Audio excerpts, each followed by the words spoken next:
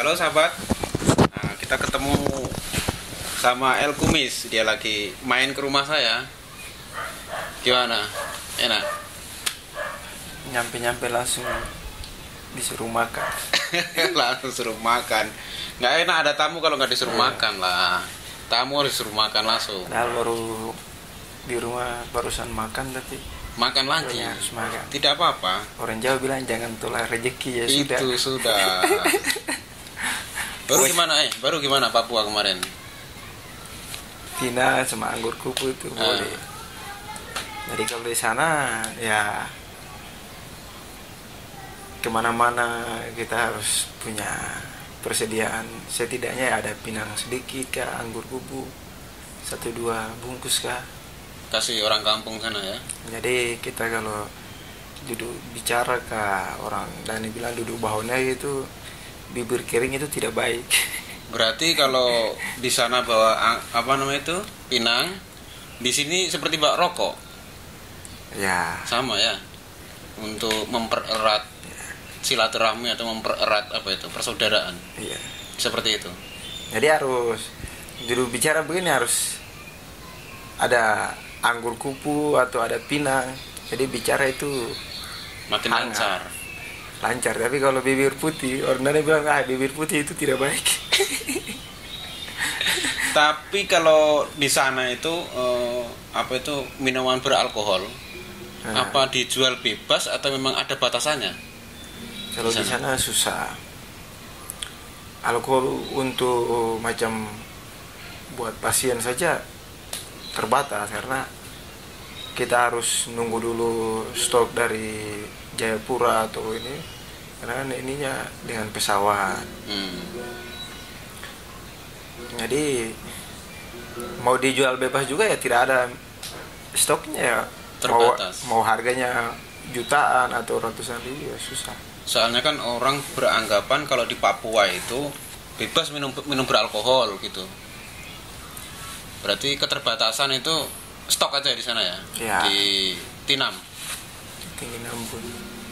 Jadi kadang ada yang kecelakaan atau apa ya tidak ada alkohol, kita pakai air keran saja. Yang penting yakin aja ini sudah bersih. Hanya kalau misalnya yang jadi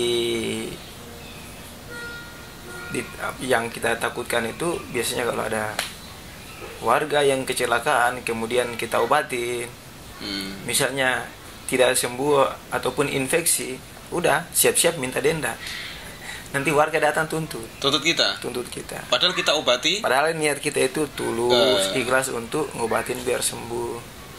Sempat infeksi ya udah minta denda. Dokternya di pos kemarin siapa? Kalau dokter di pos itu paman dokternya. Paman Udah canggih Prian. ya. Udah canggih dia. Kadang ya pokoknya dibilang semua dokter. Semua dokter. Bisa semua. Bisa semua. Bisa Pokoknya dokter. taunya itu mau sakit apa ya intinya apa itu lupa nama obat itu. Paracetamol kan. Ya paracetamol. Antibiotik apa Mau itu? bilang sakit kepala kah, menggigil kah apa ini. Kasih Sudah, paracetamol selesai. Kadang stok obat sudah habis. Ya meskipun dia sakit ini adanya obat apa? Yang obat tidur itu apa namanya? Antimo kah? CTM lah. Iya CTM. Kasih CTM besok pagi datang. Aduh anak, mama sudah sembuh. Wow, berarti anak punya obat ini boleh. Padahal ya mungkin karena sugesti. Obat kan Dan sugesti itu. Obatnya yang untuk sakit itu memang sudah habis, tidak ada stoknya. Adanya ya CTM obat tidur. Tapi ya kita yakin bahwa mudah-mudahan semoga obat ini, karena sebelum dikasih pesan kesan Dari mama ini obat bagus, mudah-mudahan mama minum sehat. Jadi kita kasih harapan besok pagi datang anak, mama sudah sembuh, bawa ubi, kadang bawa singkong buat anak, tanda ucapan Terima kasih. Ya. Biasa orang sana memang gitu. Terus di sana kan ada klinik sendiri toh, puskesmas. Ya, puskesmas ada, Terus cuman dia kenapa kita- memilih ke pos Maleo? karena keterbatasan pegawainya. Jadi pegawainya itu seminggu paling 3 kali buka puskesmas, karena harus ke rumah sakit di Mulia juga, rumah sakit umum. Jadi yang di puskesmas, pegawai yang di puskesmas, mantri ataupun ini, dia Perawat kah, perawat. bidan kah? bidan itu mereka harus kerja juga di rumah sakit karena keterbatasan pegawai kesehatan, tim medis. Berarti kedatangan tim Maleo di sana, keberadaan tim Maleo di sana sangat bermanfaat ya. Ya, Terutama di kesehatan tadi. kesehatan. Nah, Jadi terus pengalaman-pengalaman di sana yang paling lucu menurutnya kakak kumis apa? Paling lucu. Pikir dulu lah, barang-barang 1 menit sambil. masih ada ya dibilang lucu ya banyak.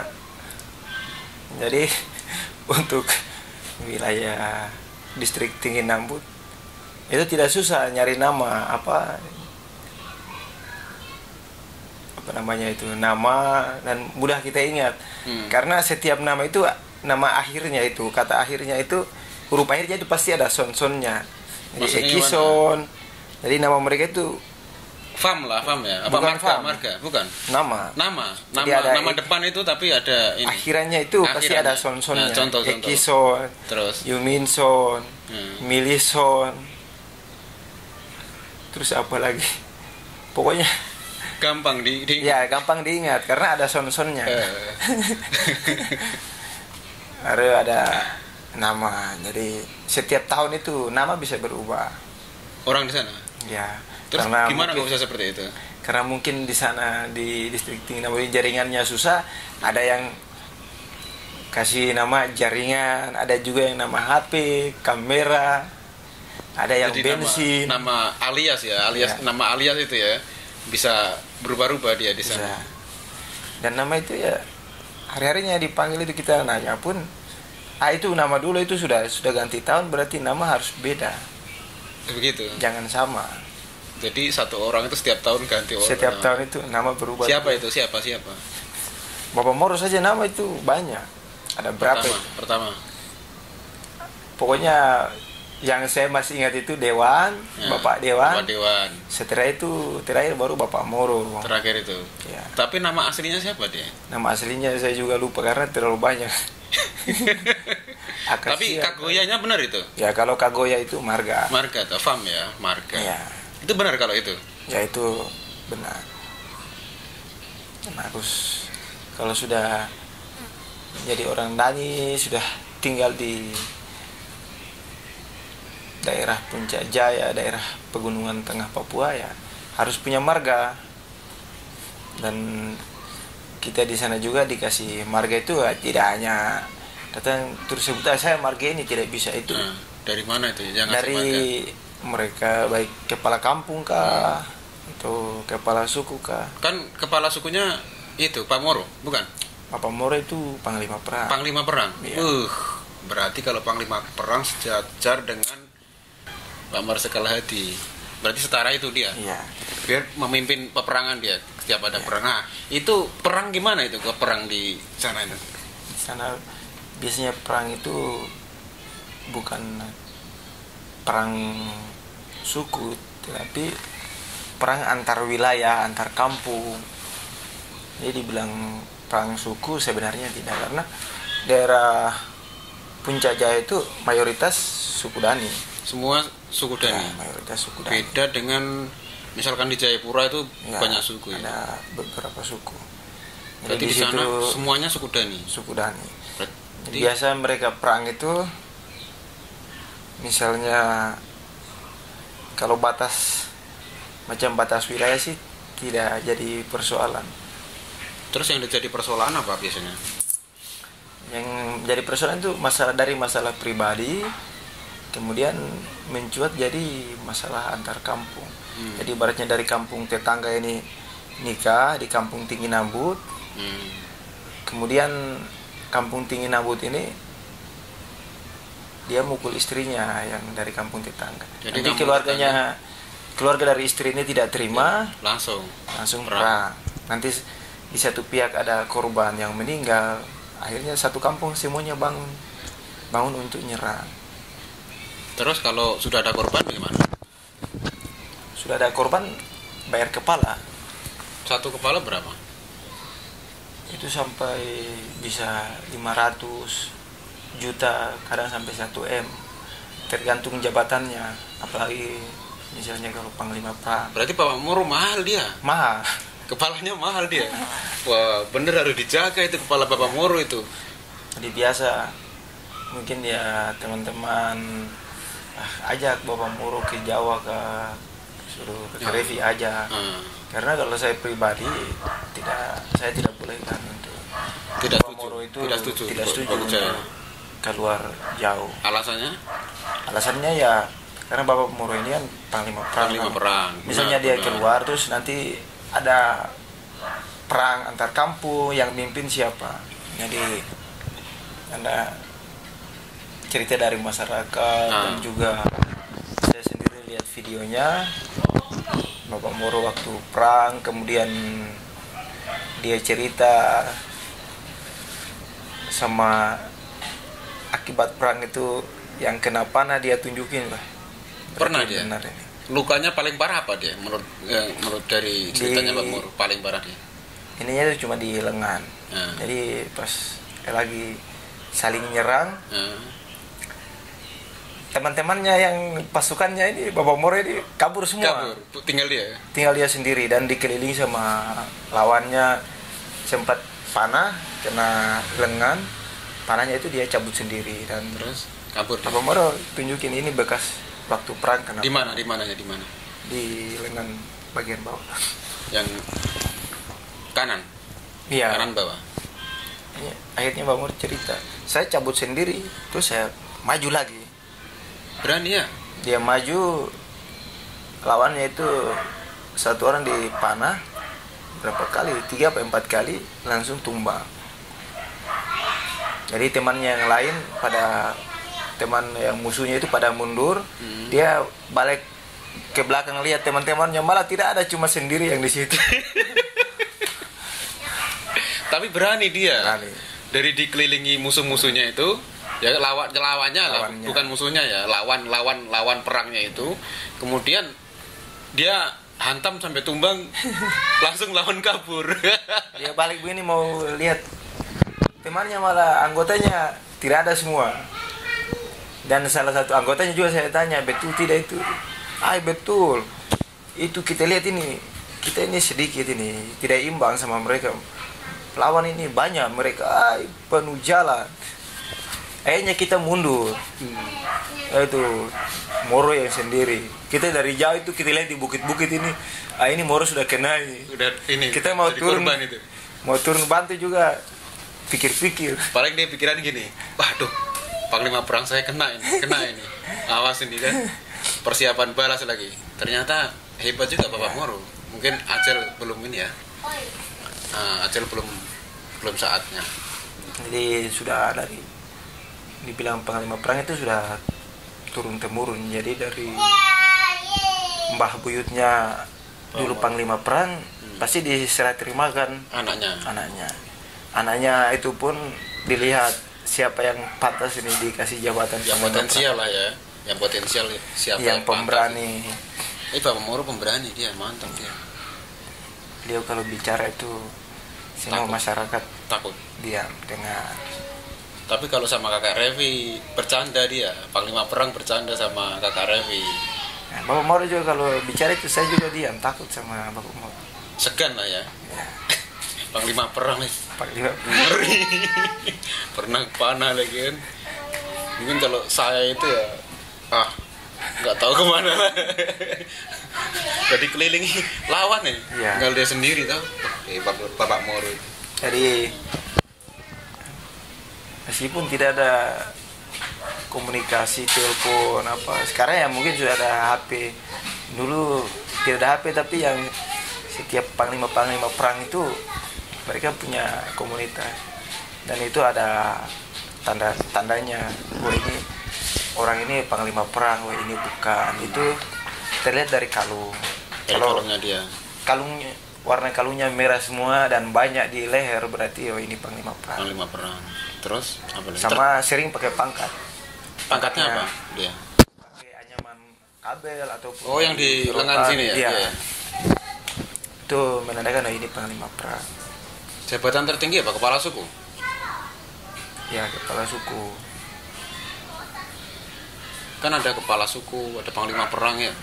Kepala sukunya siapa di sana? Kalau kepala suku itu ada apa namanya, uang jabatannya dari pemerintah. Dari pemerintah. Tapi kalau panglima perang ya tidak ada, tidak ada Lillahi ta'ala. uangnya. Sukarela. Sukarela. Tapi malah omongannya itu benar-benar lebih didengarkan. disegani. Hmm.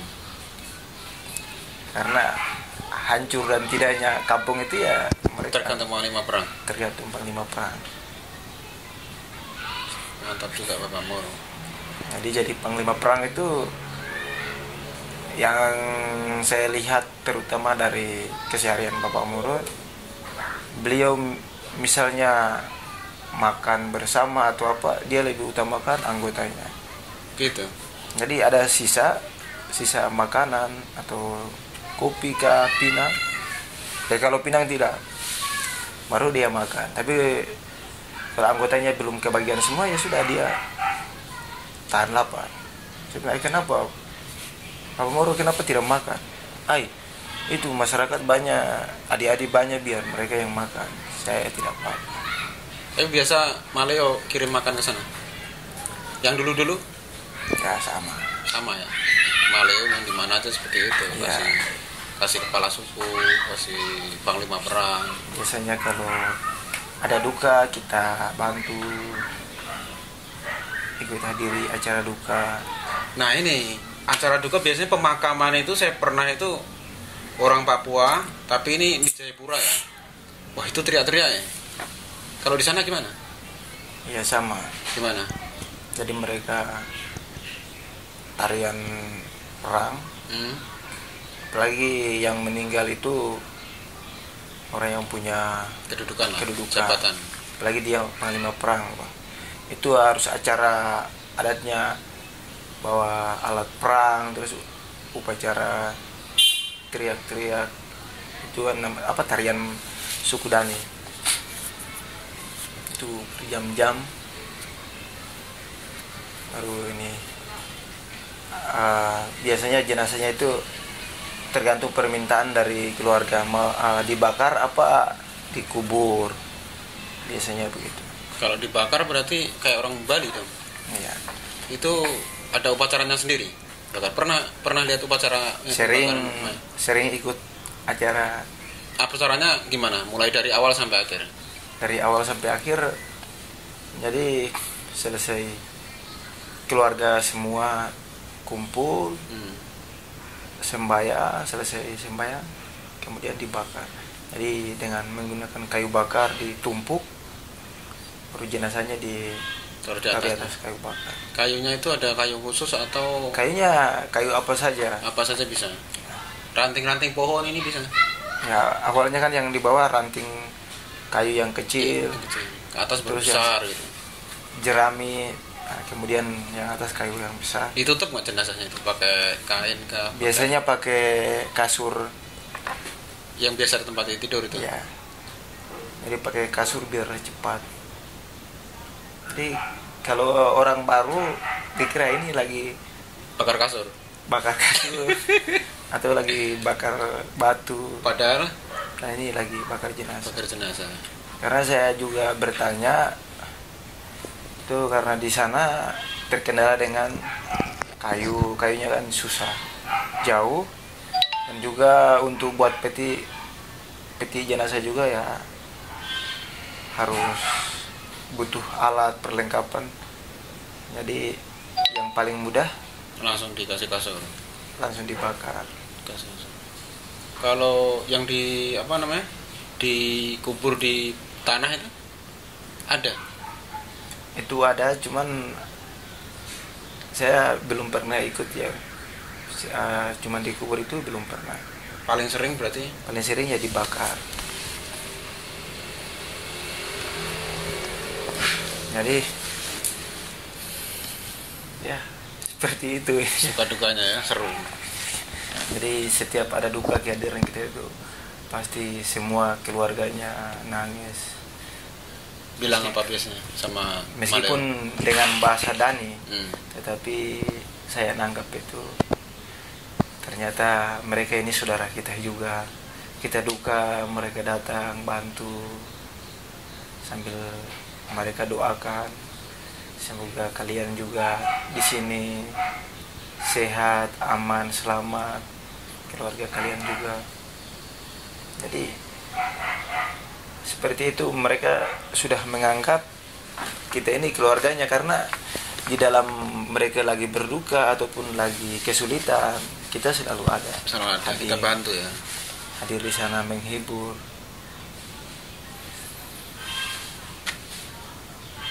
Kemudian kan dia kalau di Jawa itu kan setelah dikubur mungkin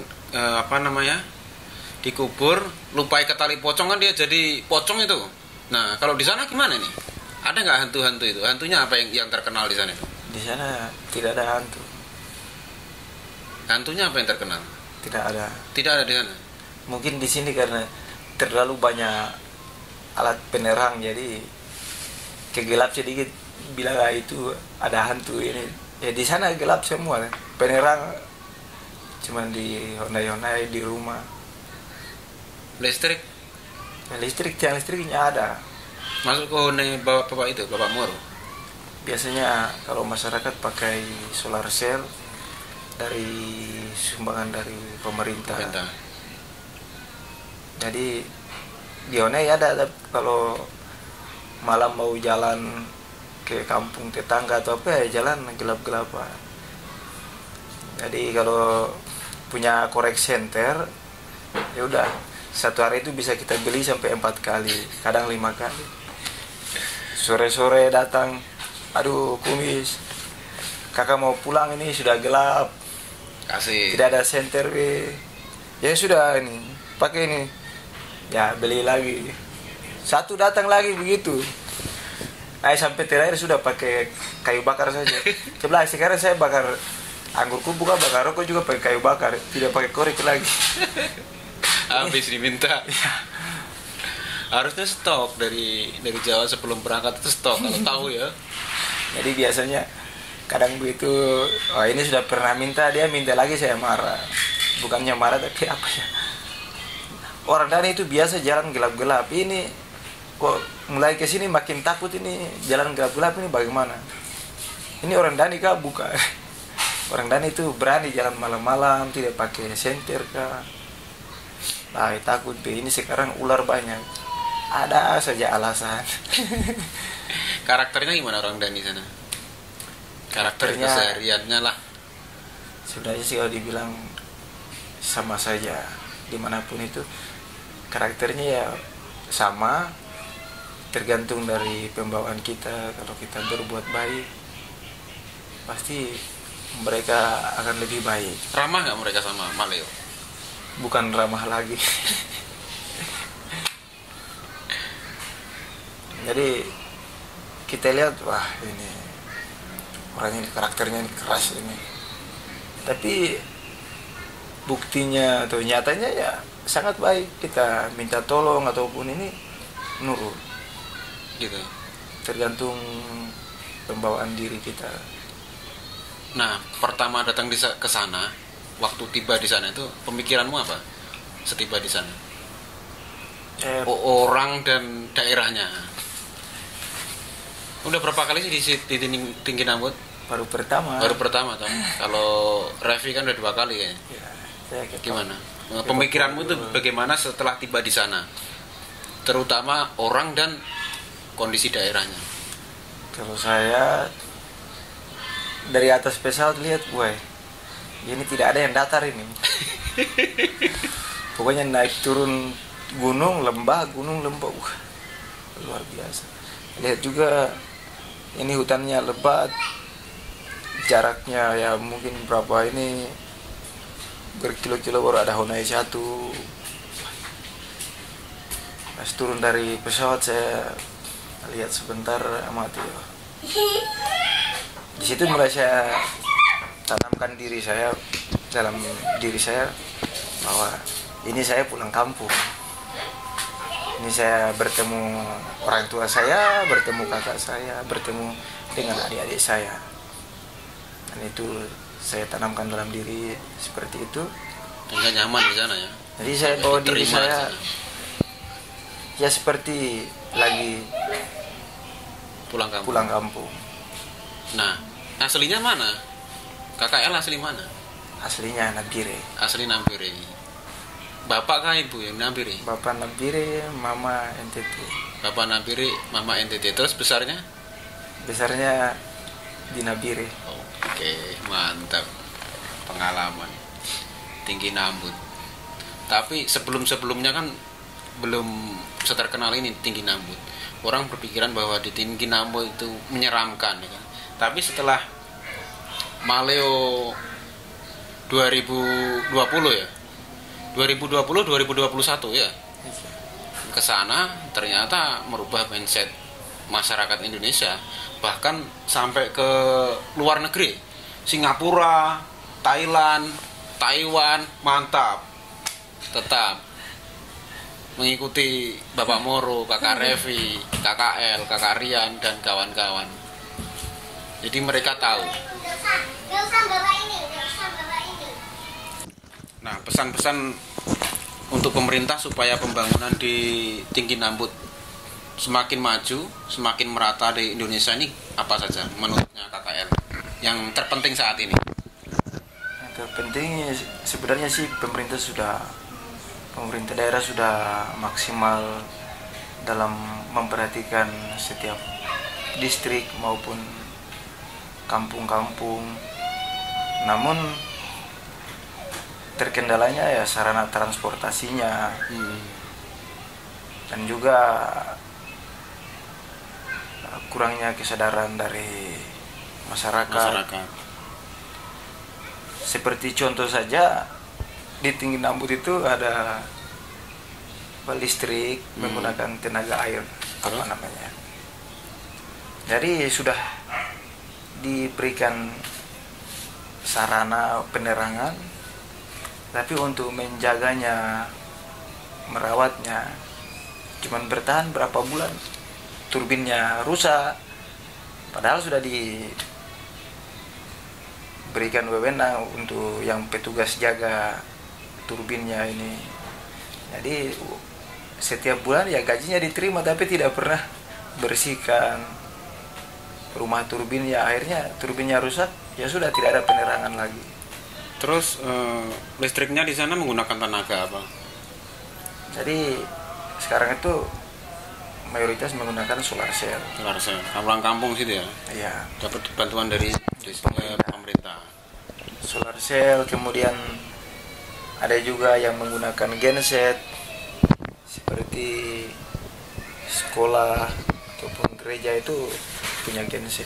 Dan juga ada masyarakat masyarakat yang ibaratnya punya jabatan, kepala kampung atau kepala distrik itu punya genset sendiri. Jadi misalnya ada acara yang momennya ibaratnya besar, berarti menggunakan genset. Karena kalau menggunakan solar cell itu dia bertahan paling sampai jam 10 itu sudah warnanya itu udah remang-remang. Sudah romantis banget. Berarti menggunakan tenaga diesel ya? Iya. Oke lah KKL, terima kasih sudah main ke rumah saya. Ini rumah saya seperti inilah, nggak bisa menjamu makanan yang baik-baik, ya seadanya aja. Yang penting kita bisa sama-sama enak toh, silaturahmi. Terima kasih KKL. Nah, yang penting ke depan datang harus siap pinang. Ada pohon pinang sebelah itu. Hanya di sini susah sih. Iya, siri yang itu apa? sirih buah ini sirih susah. buah. Harus bawa bibit dari sana toh. Tapi ya tanah di sini tidak cocok, jadi kita tanam memang tumbuh cuman tidak keluar buahnya. Iya, Masih kecil udah busuk. beda. Kalau sirihnya kan sirih daun. Iya. Kalau di sana kan sirih buah itu, yang panjang-panjang itu. Oke kawan-kawan, sampai berjumpa lagi. Nanti akan ada season berikutnya. Tim dari Tinggi Nambut nanti saya akan berusaha mendatangi mereka. Oke, terima kasih. Jangan lupa like, komen, dan subscribe channel saya, Bang Ai. Darah. Kawan aku. Wah.